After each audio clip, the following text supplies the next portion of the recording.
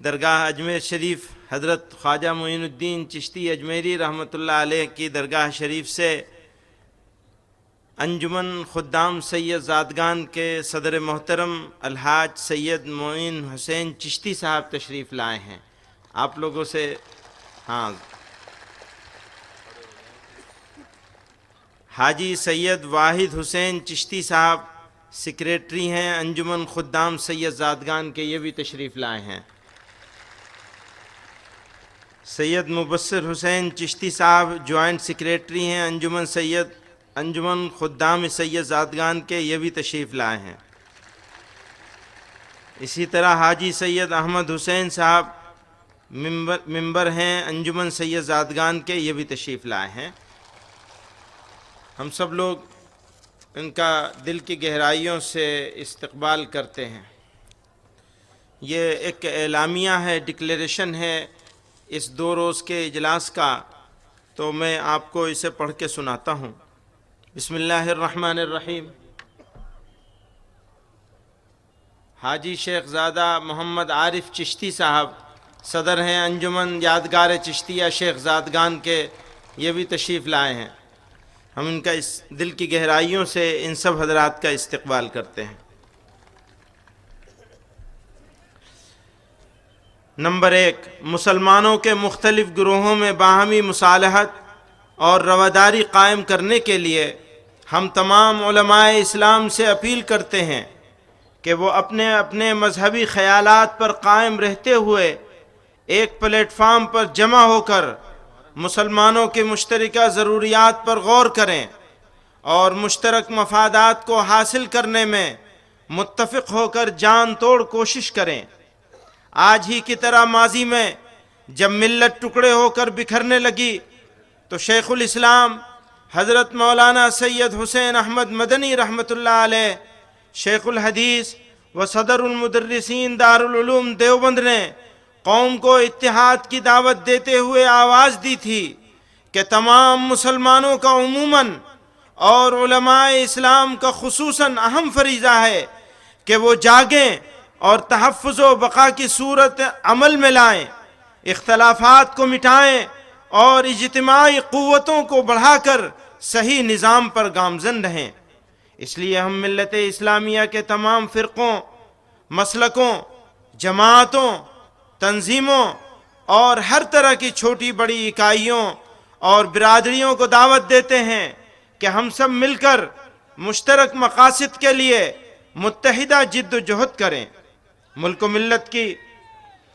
ملت کی فلاح کے لیے یہ تقاضا ہے، اس کے بغیر کامیابی دشوار ہے۔ نمبر 2، دور حاضر میں مذہب اسلام کے بارے میں دہشت گردی، شدت پسندی اور خواتین کے ساتھ غیر منصفانہ سلوک کے سلسلے میں غلط فہمیاں پھیلائی جا رہی ہیں۔ ان کا اثر نہ صرف انصاف پسند غیر جانبدار طبقے پر ہوتا ہے بلکہ ہماری نئی نسل بھی ان سے متاثر ہو رہی ہے۔ لہذا دین و ایمان کے تحفظ کے لیے ان غلط فہمیوں کا ازالہ ہماری اولین ترجیح ہونی چاہیے۔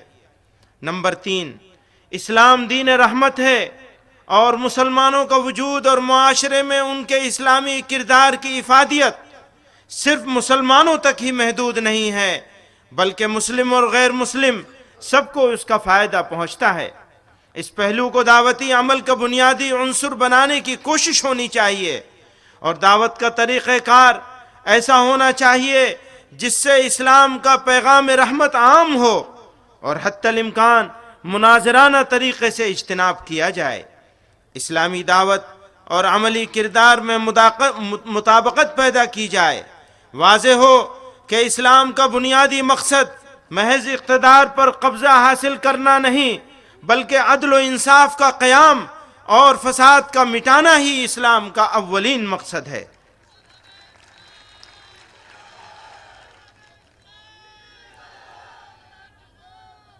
نمبر 4، جنگ و جدال سے احتراز اور پرامن ذرائع سے تنازعات کا حل تلاش کرنے کے لیے پیش قدمی اسلام کے عالمی پیغام امن کا بنیادی عنصر ہے۔ انسانیت کو خونریزی اور تباہی سے بچانا اور امن و امان قائم کرنا ہی اصل جہاد ہے۔ بلا شبہ دہشت گردی عالمی امن کے لیے سب سے بڑا خطرہ ہے، جس کے نتیجے میں نہ صرف یہ کہ معصوم جانیں ضائع ہوتی ہیں، بلکہ کمزوروں پر حملہ کرنے اور انہیں نشانہ بنانے کے لیے نام نہاد سامراجی طاقتوں کے لیے یہ ایک بڑا بہانہ ہے۔ دوسری طرف بے قصور لوگوں کو مجرم ٹھہرانے کے لیے دہشت گردی کا الزام مروج طریقہ کار بنتا جا رہا ہے۔ اس طرح دہشت گردی ظالموں کے ہاتھ سے آتشہ ہتھیار بن گیا ہے۔ اس لیے ہماری ذمہ داری ہے کہ بے قصور جانوں کو ضائع ہونے سے بچانے، کمزور ممالک کے تحفظ و دفاع اور دہشت گردی کے جھوٹے الزام میں گرفتار بے قصور اسیروں کی رہائی کے لیے ہر ممکن کوشش کریں۔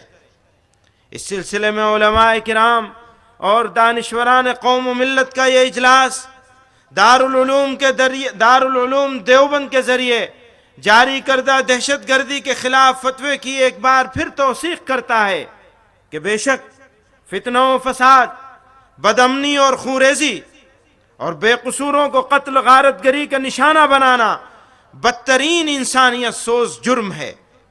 قرآن اور اسلام کی نظر میں ایک قتل ناحق پوری انسانیت کے قتل کے مترادف ہے۔ اسلام کی روح سے انسانی حقوق کی رعایت و حفاظت ہمارے اوپر لازم ہے۔ بالخصوص علماء کرام کو چاہیے کہ وہ دہشت گردوں کو معاشرے سے الگ تھلگ کرنے کے ساتھ عوام اور حکمرانوں کو ان اسباب و محرکات سے دور رہنے کے بارے میں بیداری پیدا کریں جو دہشت گردی کو فروغ دینے میں مددگار بنتے ہیں۔ نمبر 5، عدل و مساوات کے قیام کے لیے ضروری ہے کہ ہم دلت اور کمزور طبقات کے ساتھ یکجہتی اور اتحاد قائم کریں اور مشترک طور پر سماجی انصاف کے لیے جد و جہد کریں۔ نمبر 6، جرائم اور اخلاق سوز رسم و رواج سے پاک معاشرے کی تشکیل، خاص کر شراب نوشی، منشیات، عیش پرستی، فحاشی، عریانیت اور جنین کشی کے خلاف تحریک چلانے کے لیے ہم تمام مذاہب کے رہنماؤں اور مصلحانہ تنظیموں کو اشتراک اور تعاون کی دعوت دیتے ہیں۔ اسی ضمن میں جمعیت علماء ہند یہ اعلان کرتی ہے کہ 2017 کو نشہ اور فحاشی مخالف مہم کے طور پر منائے گی انشاءاللہ۔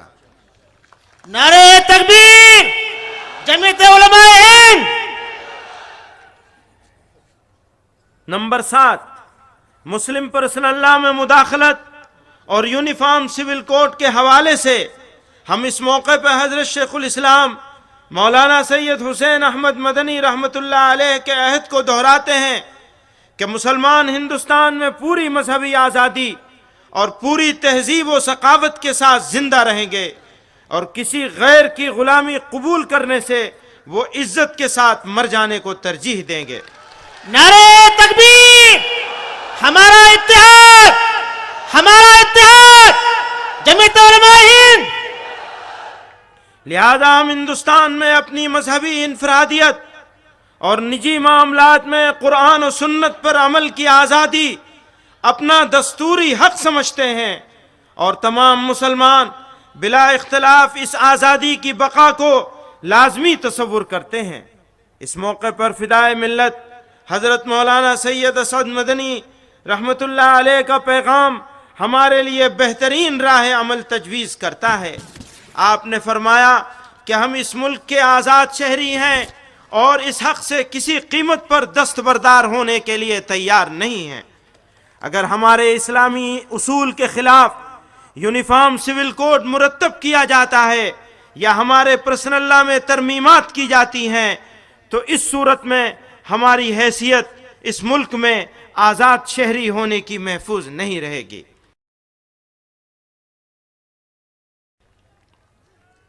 نمبر 8، اسی کے ساتھ ہم مسلمانوں سے یہ کہنا چاہتے ہیں کہ شریعت کے تحفظ کا سب سے بہتر طریقہ، غور کیجئے گا، یہ پورے اس اعلامیے کا ما حصل ہے جو میں پڑھ کے سنا رہا ہوں آپ کو۔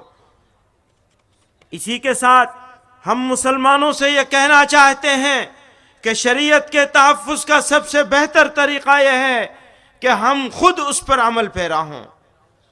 صرف غیروں سے احتجاج اور شکوہ کافی نہیں ہے۔ اگر ہمارا یہ دعویٰ ہے کہ شریعت اسلامی میں عورتوں کو سب سے زیادہ انصاف دیا گیا ہے تو ہمیں اس دعوے کو اپنے عمل سے ثابت کرنا ہوگا۔ نکاح اور طلاق کے سلسلے میں ہمارے اندر ایسی رسومات داخل ہو گئی ہیں جو شریعت اسلامی کے احکام کے بالکل خلاف ہیں۔ ہمیں ان رسومات کے خلاف جہاد کرنا ہوگا اور عورتوں کو اسلام کی روح سے نہ صرف مساویانہ بلکہ ان کی عزت و حرمت کے مطابق معاملہ کرنے کے لیے تحریک چلانی ہوگی۔ اس کے بغیر غیروں کو مداخلت سے روکا نہیں جا سکتا۔ ہمیں چاہیے کہ نکاح نامے میں شریعت کی روشنی میں ایسی شرائط شامل کریں جو نزاع کو دور کرنے کے لیے محکمہ شرعیہ کی طرف رجوع میں معاون بنے اور لوگوں کو عدالتوں کے چکر کاٹنے سے بچایا جا سکے۔ اسی کے ساتھ غور کیجئے گا، اسی کے ساتھ یہ اجلاس ایک مجلس کی 3 طلاق کے عمل کی سخت مذمت کرتا ہے اور مسلمانوں کے ہر طبقے سے یہ اپیل کرتا ہے کہ وہ اس غلط طریقہ طلاق کے سد باب کی ہر ممکن کوشش کریں۔ اللہ تعالی ہم سب کو پوری طرح شریعت کی تابعداری کی توفیق عطا فرمائے۔ میں 2 باتیں کہہ کر آپ حضرات سے اجازت چاہوں گا آگے بڑھانے کے لیے۔ یہ وہ اعلامیہ ہے، ڈکلیریشن ہے جو میں نے آپ کو پڑھ کے سنایا۔ اس اعلامیہ میں 2 پہلو، بہت سارے پہلوؤں کو، تقریباً سارے پہلوؤں کو کے احاطے کی کوشش کی گئی ہے۔ اس میں ایک چیز بہت اہم ہے، وہ ہے آپس کا اتحاد۔ آج اس اسٹیج پر ملت اسلامیہ کے مختلف طبقے، مختلف نظریات، افکار، مسلک رکھنے والے لوگ موجود ہیں، اور یہ موجودگی ایک نئے ہندوستان کی تعمیر کی خبر دے۔ نعرہ تکبیر! جمعیت علماء ہند، قومی اتحاد، مسلکی اتحاد، انجمن خدام خواجگان۔ میں یہ سمجھتا ہوں کہ یہ اجلاس صرف زبانی طور پر تاریخی نہیں بلکہ حقیقی طور پر تاریخی اور تاریخ ساز بن گیا ہے۔ یہاں صرف مسلمانوں کے مختلف مسالک نہیں بلکہ ہندوستان میں بسنے والے مختلف مذاہب کے لوگ بھی موجود ہیں، اور ان کی موجودگی، یہ ساری موجودگی اور یہ اسٹیج، کتنی مشکلوں سے ہم یہاں تک پہنچے۔ مہینوں سے تیاری چل رہی تھی اور ایک وقت ایسا آیا کہ خبر مل گئی کہ اجلاس کی پرمیشن رد کی جاتی ہے۔ 15 دن صبح میں اور شام میں ساتھیوں کی جوتیاں گھس گئیں ایڈمنسٹریشن کے چکر کاٹتے کاٹتے۔ کوئی کہتا تھا اب کیا ہوگا، اخباروں میں خبر نکال دی، ہمیں بعد میں اطلاع دی، خبر پہلے نکال دی، پرمیشن ملتوی کر دی گئی ہے، مؤخر کر دی گئی ہے، رد کر دی گئی ہے۔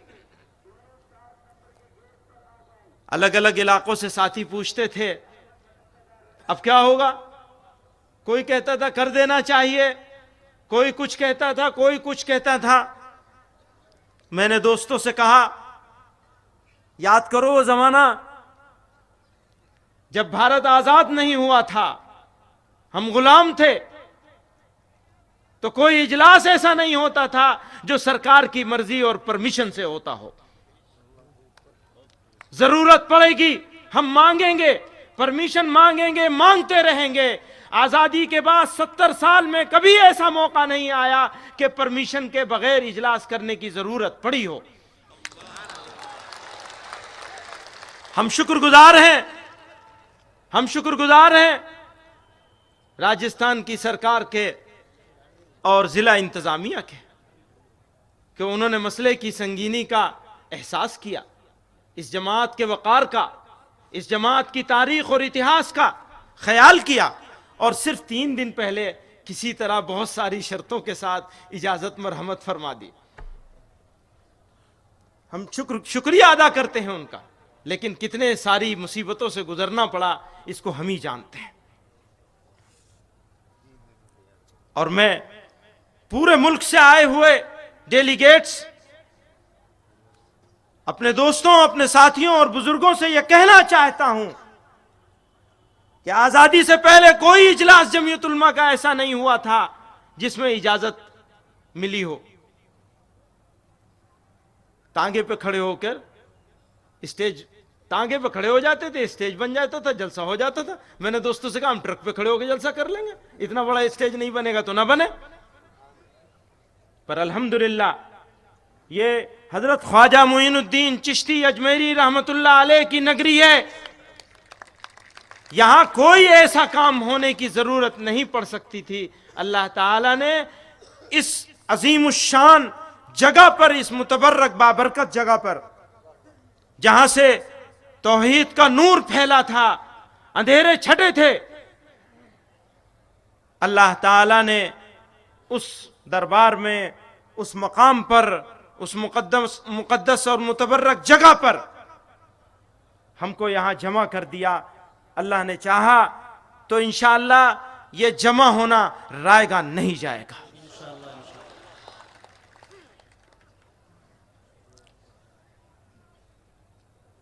میں بہت سارے مہمان ابھی موجود ہیں، ان کے بیچ میں اور آپ کے بیچ میں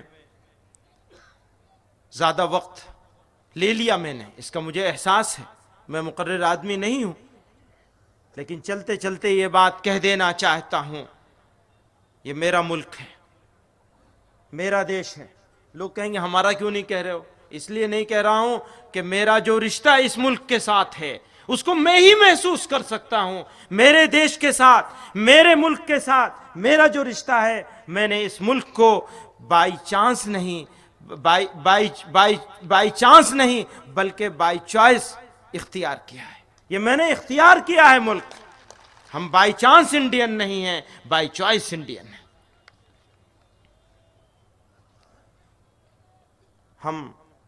میں یہ کہنا چاہتا ہوں، یہ احساس ہے میرا، میرے بزرگوں کا، میری جماعت کا، میرے ہم قوم لوگوں کا، میرے ہم مذہب لوگوں کا بھی یہ احساس ہے کہ اگر میرے وطن کو ضرورت پڑے گی تو ہمارا خون اس وطن کی سرزمین کے، اس دیش کی سرزمین کے کام آئے. یہ ہمارے لیے فخر کی بات ہوگی. نعرہ تکبیر، نعرہ تکبیر. اسلام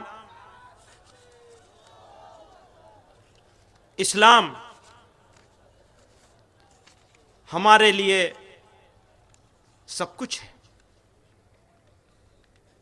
ہم سب کچھ برداشت کر سکتے ہیں، ہر تکلیف، ہر دکھ کو برداشت کر سکتے ہیں،